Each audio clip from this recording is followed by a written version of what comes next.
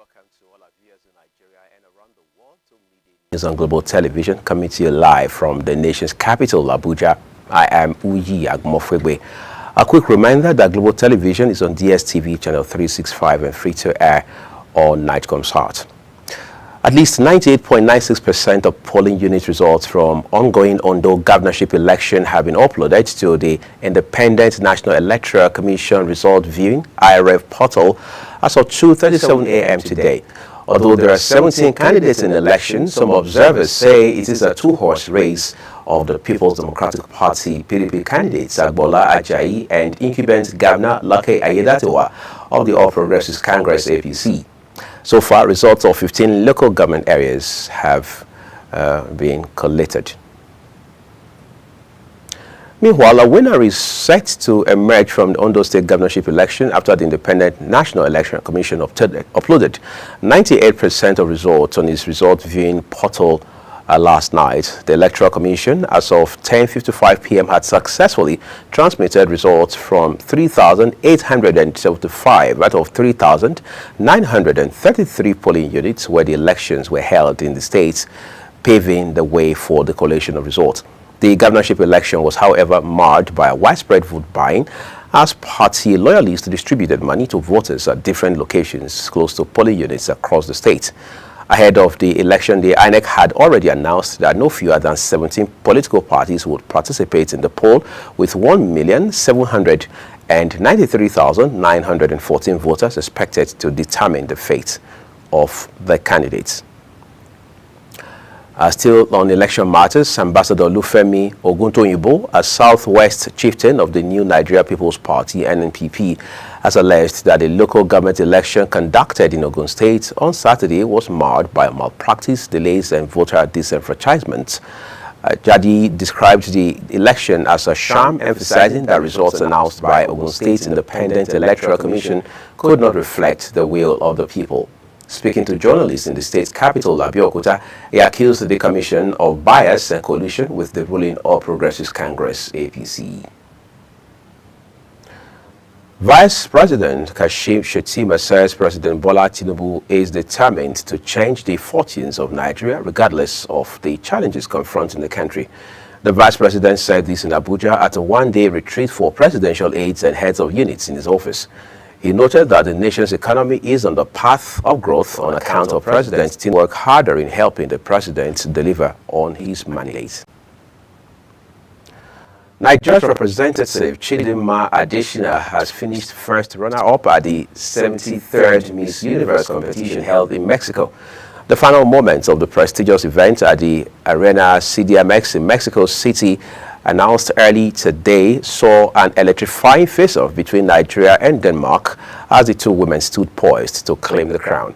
The competition, described as one of the most thrilling in recent years, celebrated the talents, intelligence, and elegance of women from around the globe.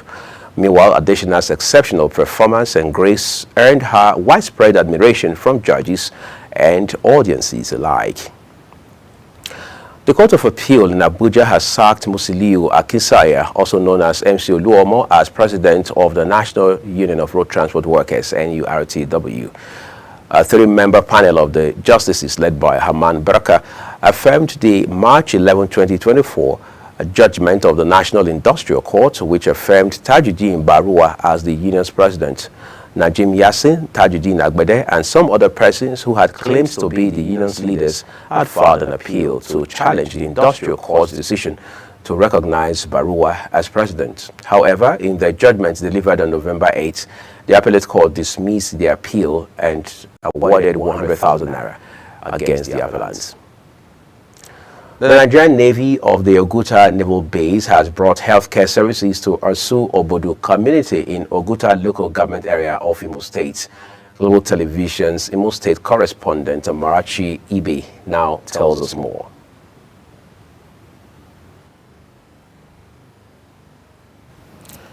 We'll bring you that story later. Kogi State's government has approved a sum of 8 billion naira for infrastructural development at the newly established Kogi State University, Kaba. Wemi Jones, the State Commissioner for Education, revealed that State Governor Ahmed Ududu had approved this during an interview in Lokoja. The funds will be allocated for the construction of critical facilities at the university, including the Senate building, Faculty of Science, and male and female hostels. She revealed that contractors have been mobilized to the site and construction work is expected to begin within the next 2 weeks. You're watching Midday News on Global Television, coming to you live from Nigeria's capital, Abuja. When Midday News returns, federal government woos investors to tackle food insecurity. Details of this and more after this short break. Please don't go away.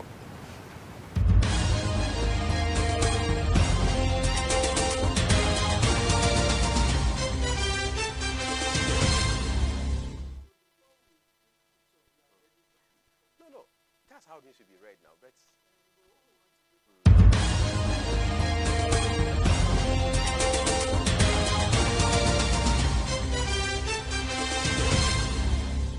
States.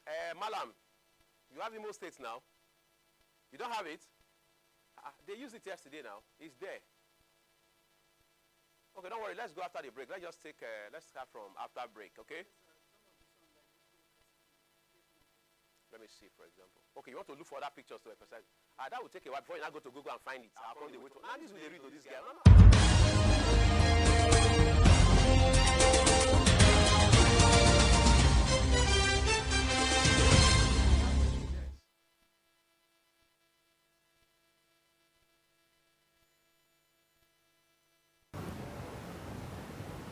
Thank you for staying with us. Now let's turn to business. The federal government says it is seeking the collaboration of the private sector to help address the country's agricultural production challenges. Minister of Agriculture and Food Security, Mohammed Abubakar, stated this via a video presentation at the Food and Energy Security in Africa conference in Lagos, organized by White and Case in collaboration with the African Development Bank and Nigerian Sovereign Investment Authority.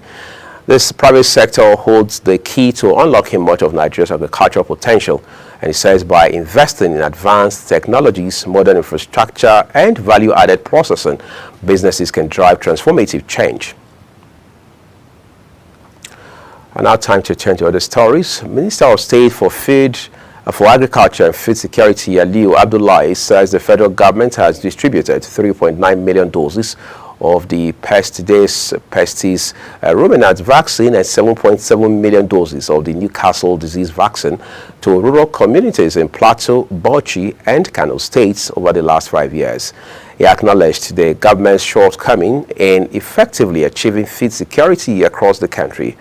He disclosed these at the official closeout meeting on the European Union support to livestock disease surveillance knowledge integration project in Abuja. The minister said despite concrete efforts, the work of the ministry in terms of food security is far from over, underscoring the need for continued focus, policy adjustments, and strategic interventions to address the ongoing challenges in the sector. The National Agency for Food and Drug Administration and Control, NAFDAC, has called on businesses to prioritize compliance with health and safety regulations, emphasizing the importance of accurate branding and proper handling of regulated products. The agency's Director General, Professor Mojishola Adeyeye, represented by the Director of the Northwest Zone, Nantin Dati, gave this charge during a panel session at the 2024 African Retail Congress recently held in Lagos.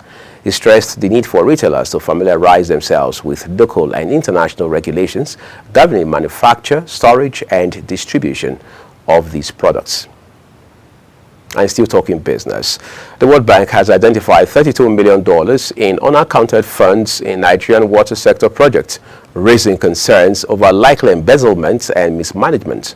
According to the newly released FY 2024 Sanctions System Annual Report, the bank's Integrity Vice Presidency, referred to as INC in the report, flagged the discrepancies after a forensic review.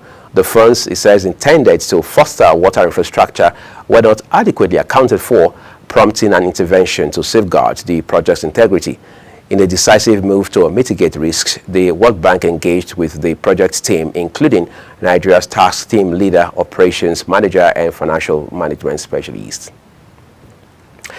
And now time to go beyond Nigeria. Chinese leader Xi Jinping has pledged to work with incoming President Donald Trump in his final meeting with current U.S. leader Joe Biden. The two met on the sidelines of the annual Asia-Pacific Economic Cooperation Summit in Peru, where they acknowledged ups and downs in relations over Biden's 4 years in office. However, both highlighted progress in lowering tensions on issues such as trade and Taiwan. Analysts say U.S.-China relations could become more volatile when Trump returns to office in 2 months, driven by factors including a promise to raise tariffs on Chinese imports. And now some excitement from the world of sports. Super Eagles' first choice, Stanley Nwabali, and reliable wingback Ola Aina have been ruled out, and Demola Lookman remains a huge doubt for Monday's 2025 AFCON qualifying final days Group D fixture against Amavubi of Rwanda, set for Godswill Akpabio International Stadium in Uyo, Akwa Ibom State capital. Nwabali was the first to be excused from the team to attend to family matters in the aftermath of his father's demise on Thursday. It was a sore miss for his South African club, Chippa United, during Saturday's penalties defeat to Mamelodi Sundowns in the semi-final of the Home of Legends Cup following a pulsating 1-1 draw in regulation time. His place was taken by Darren Johnson, just as Maduka Okoye will man the post for Nigeria in his stead against a desperate Amavubi side at the Nest of Champions. Aina has returned to England on the request of his club, Nottingham Forest, after the Premier League side pleaded with coach Augustine Eguavoen to release the defender early for their big game against Arsenal, since Nigeria's AFCON ticket has been secured.